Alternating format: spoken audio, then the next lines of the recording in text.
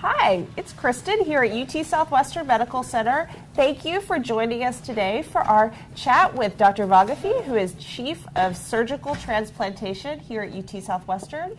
We are just steps away from some of the areas of the hospital where we perform transplants, so we're really excited to be here today. One thing to remember is this is Donate Life Month, and so we want to talk about the importance of organ donation and a little bit about our transplant program. So I want to thank you for joining us, Dr. Vagafi. Thanks for having me. Absolutely. So tell us a little bit, why is organ donation important? Yeah, so there's a lot of people waiting for organs, whether it's kidney, liver, heart, lung, pancreas, and over 100,000 people are on the wait list.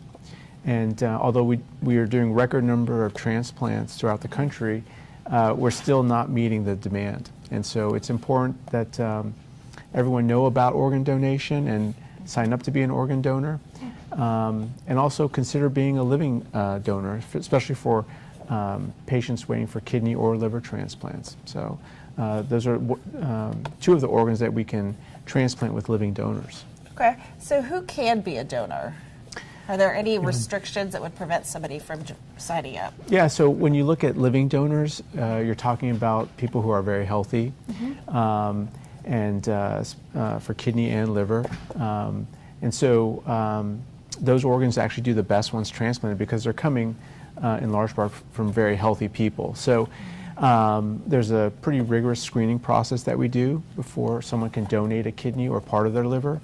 And so that's something that they undergo in terms of an assessment of their lab values, assessment of imaging to take a look at their organs and their anatomy, and then we have to find if they're a suitable match for the recipient. And so those are all things that we take into consideration, but they have to be healthy. You can have mild medical problems, such as maybe like mild asthma, or maybe you're on a cholesterol medication, or you're even on one blood pressure medication. Stuff like that is okay, but overall we look for healthy people who live healthy, active lifestyles. Okay. So are there any medical conditions that would prevent somebody from being not a living donor? Yeah, there's, if you have advanced heart disease, or advanced lung disease, or if potentially you don't have kidney disease, but you have a strong family history of kidney disease, and you want to donate a kidney, that's something that we have to look at very closely before we proceed. And the same with liver donation. These are obviously complex operations that currently we do living donor kidney transplants, and we have just started our living liver program. And so, but these are still, end of the day, very complex operations, and so we have to do a thorough evaluation of the donor and the recipient before proceeding. So you mentioned the living donor liver program that we're just starting to get started here. Tell us a little bit about that. What is it? Who is it for? What have we done so far? So the way that liver transplants are done in the United States, the livers from deceased donors are allocated to patients based on how sick they are. It's not based upon how long you've been on the list or in the hospital or anything like that. It's really based upon your lab values, which are calculated to create a score, what we call the MELD score, and that determines your status on the list. And your score can range from 6 up to 40, 40 being the sickest patient. And so people with liver disease can be walking around with a MELD score of 6, but all of a sudden they get an infection, they become very sick, and their MELD score is 40. And so the organs go primarily to the people who have high MELD scores. So, but there's still a lot of people who have liver disease and who perhaps don't have a high MELD score, or have an indication, another indication for a liver transplant, like a type of liver cancer. And we know that these people still benefit from liver transplant. And so living donation for liver transplant is a way to get these people transplanted. So let's say you have liver disease and you have some confusion, or you have a lot of fluid accumulation in your abdomen, but your score never gets high enough. Through living donation, you can get a liver transplant. And so those are the patients that we're hoping to help with this program. I'm assuming that one of the benefits is that you don't take the whole liver out. Right. You take just a piece. Is that correct? Yes. How does it work? Yeah, so with the liver is a beautiful organ in the sense that it can regenerate. And so you're able to take a piece of the liver out and put it into someone, and that piece will grow to meet that recipient's need. And also the donor's liver that's left behind, that piece will also grow to make up for the piece that was taken out. And so, when you think about kidneys, we have 2 kidneys, so it's easy to much easier to just take 1 kidney out and transplant it. For liver, that's what makes it more complex and challenging. I tell patients, it's like if you think about having a townhouse is connected with a shared wall. The liver, each townhouse has its own plumbing and electricity, and that's how the liver is.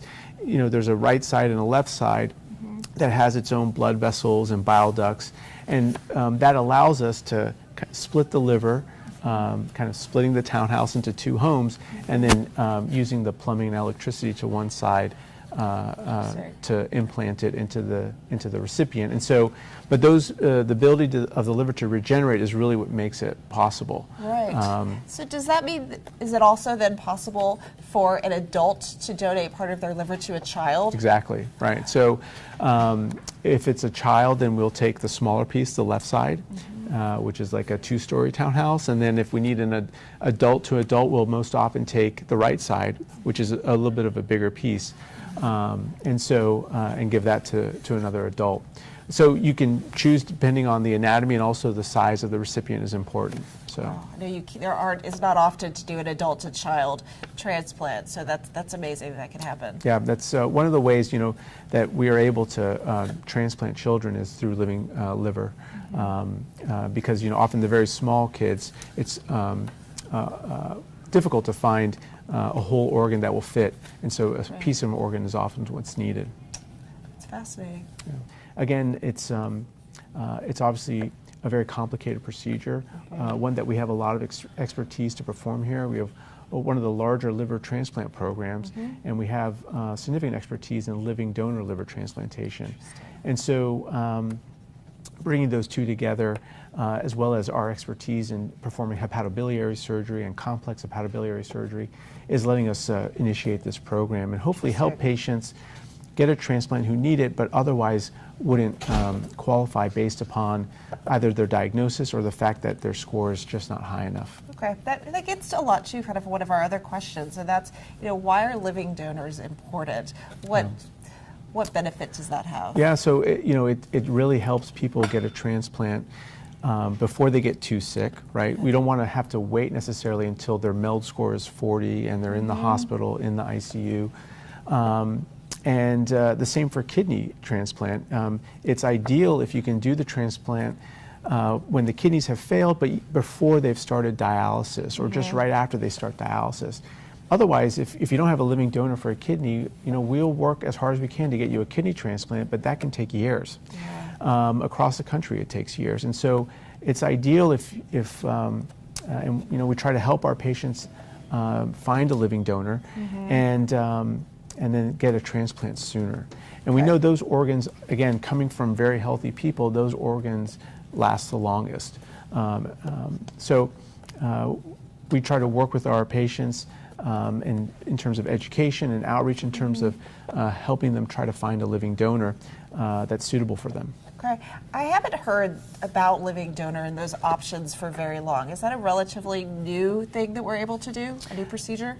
It's not that new overall. The first successful actually kidney transplant in the country, done in Boston in the 50s, was between 2 identical twin brothers, and the donor went on to live a normal life for decades later, and the recipient for that time did very well as well with that kidney. So it's not a new concept. It's definitely grown over time. Of the about 20,000 or so kidney transplants we do in this country, about a third of them are from living donors. But again, at the end of the day, there's still another 80,000 people waiting on the list for a kidney transplant. Living liver donation is technically more challenging and complex. It's not done as frequently as kidney donation, living kidney donation in this country, although it's increasing over the last couple of years, but it's on the order of last year 400 living liver donors in the United States. So it's definitely growing, but compared to deceased donor liver transplant, it's it makes a small fraction. We do about 7,000 to 8,000 deceased donor liver transplants throughout the country. Wow. Well, I know that, so our transplant program here at UT Southwestern, which you oversee, has seen some significant growth in the last year. Could you tell us a little bit about where you're seeing the most growth and kind of why, what's behind it? I think it's a combination of just really having a great team in an ideal environment to deliver high-level care and high-quality care. You can see our surroundings here, this amazing, fairly new hospital it's really been built to help the sickest of patients. And so when you look across the board at whether it's our heart transplant, lung transplant, liver, kidney, or often we're doing combined transplants, lung, liver, heart, kidney, lung, kidney, these really complex procedures that for us are somewhat routine given the expertise in this hospital.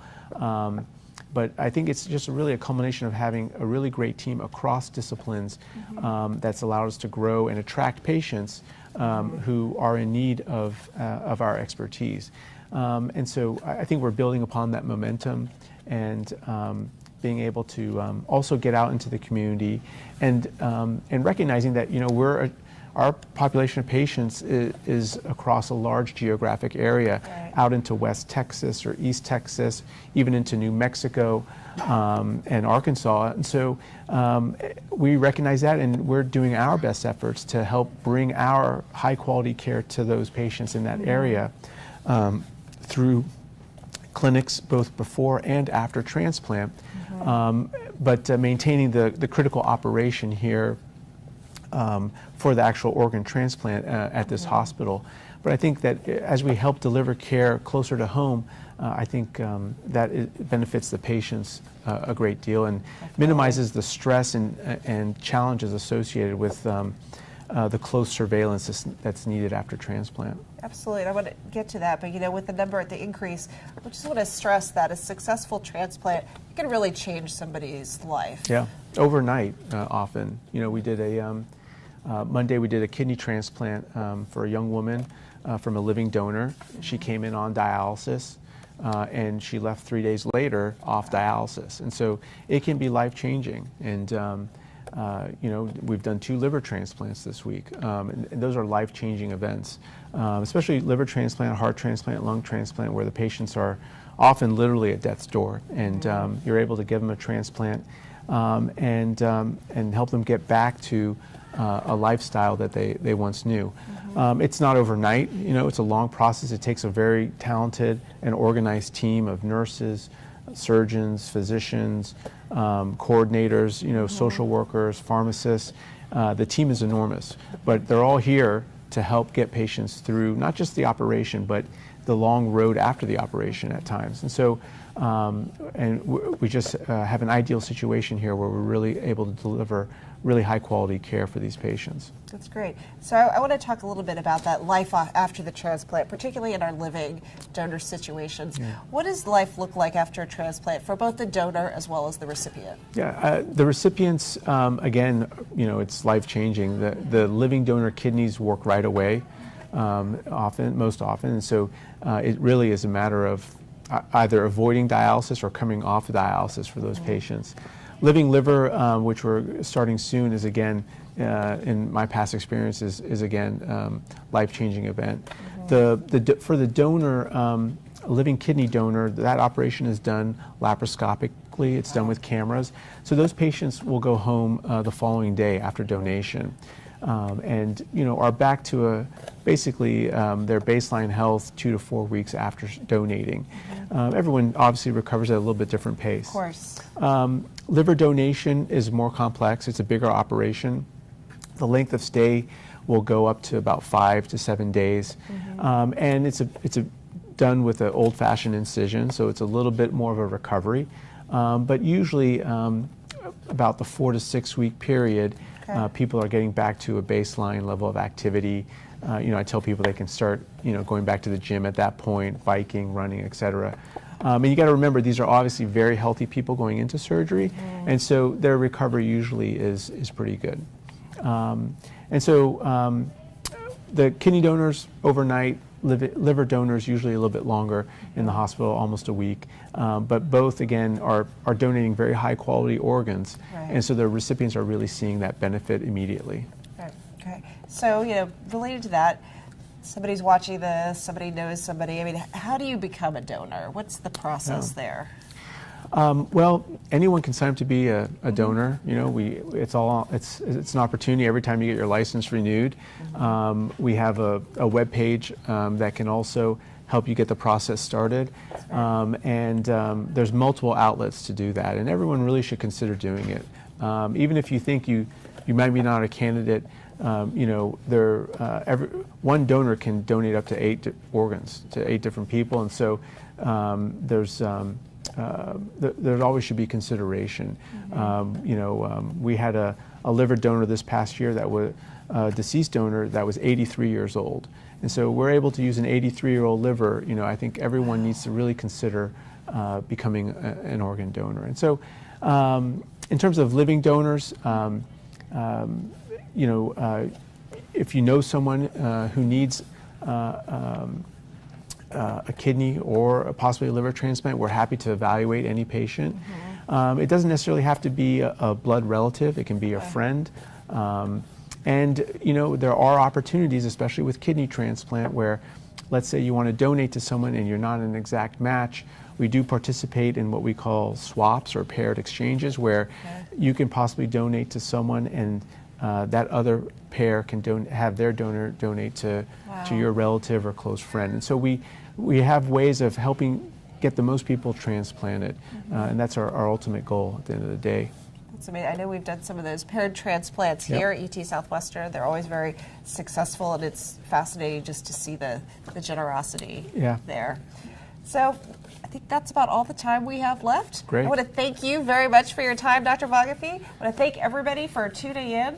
As a reminder, this will be available on our Facebook page. We're also going to share it on our YouTube account, and we'll share information on where that is later today. But in the meantime, it's Donate Life Month. Please go out, sign up to be a donor. We're going to share the link both in the feed and along the stream, so you can go on and it's a really easy process. As Dr. Vagafi said, it takes less than 3 minutes.